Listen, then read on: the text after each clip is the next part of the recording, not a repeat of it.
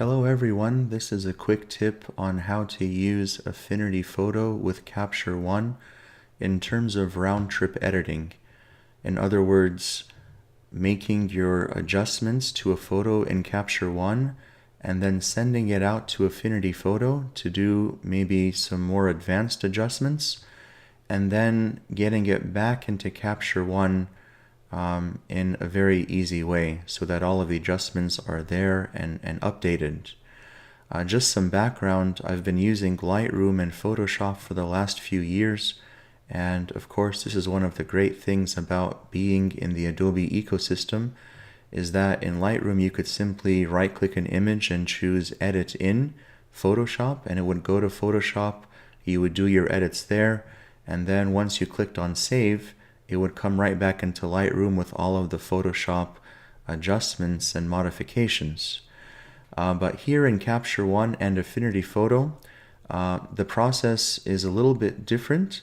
It still works and it's very easy, but I want to show you a potential obstacle that maybe people are going to run into and how to get around this obstacle. So here we have this image in Capture One. It's a very basic image. And let's say I want to send this image to Affinity Photo for further editing. So I will right click here and I'll choose Edit With. And I have here all of the different options. Notice the format option. You can send it as a JPEG, a TIFF, or a PSD. For this kind of work, I prefer PSD because as you're going to see, what we're going to do is going to preserve all of the layers. So these formats here are flat formats. So they're not going to preserve any kind of layer work, but the PSD will. So we'll keep it on PSD, and all of the other options are fine, and we want to open with Affinity Photo. So now when I click on this button, it's going to create a new variant of this file, as you're going to see right here. And it's going to send this variant to Affinity Photo. And if I switch over to Affinity Photo, which I have right behind it here, here's the image. Now let's say I want to make some changes to this image. I don't know what I necessarily would change, but let's say I'll take the in-painting brush and I'll remove this white spot. Let's see what Affinity Photo does with that. Okay, it's not the best, but it's just an example. Now notice here we have the PSD opened, and now it's been modified. If I click on my keyboard Command S, which is the save function, notice what happens. It's asking me to save this file basically as a new file.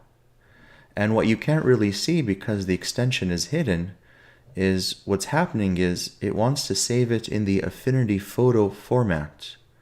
So that's why it's not seamless. It's not simply going to overwrite this file, which is the PSD. It wants to create a whole new file which is in the Affinity Photo format. And that might be fine if you want to work in the Affinity Photo format, but the point is to get it back into Capture One. And Capture One is not going to recognize the file in the Affinity Photo format. So thankfully, one of the great things about Affinity Photo is that they anticipated this issue. And if you click here in Preferences, you have all these different options. When you click on General, there's this option here which for me was disabled by default. And it says enable save over imported PSD files, and it gives you here a little bit a warning. If we were to enable this and then click close, and let's say we closed out this file, say we're not going to save it, we'll go back to Capture One. Here is the variant, the PSD, which has already been created. I'll right click. I'm not going to choose Edit With, I'm going to choose Open With, because if I choose Edit With again, it's going to create another variant, which we don't want. Instead, I will choose Open With. and I'll choose Affinity Photo. And now it's loading, and here we have the PSD. I'll go back, make this in-painting change, and now I'll choose Command S on my keyboard. And notice when I did that, it went right to an export. It's exporting the PSD and overwriting the file that we sent from Capture One. So if I go back to Capture One and I compare the two, here's the white spot and here is the PSD.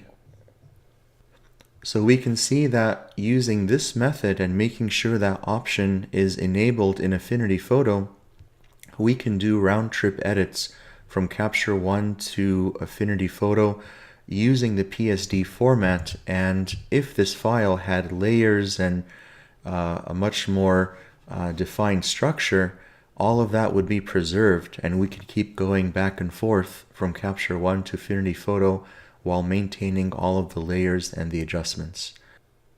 Hope that's been helpful. Thank you.